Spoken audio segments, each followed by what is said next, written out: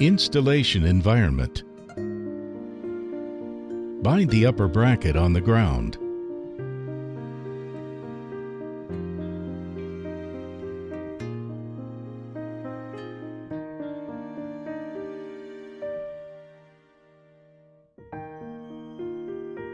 Hoist the upper bracket.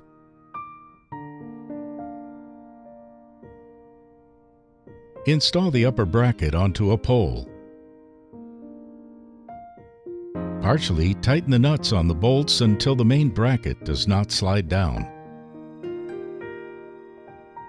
One of the installation technicians on the ground uses a compass to determine the azimuth and guide the partner on the tower through adjustment. Tighten the nuts on the upper bracket. Bind the lifting rope to the upper handle of the AAU.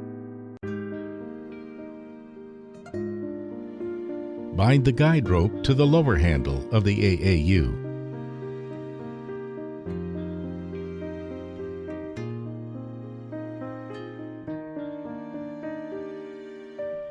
Tighten the locking bolts of the mounting ears on both sides of the upper bracket.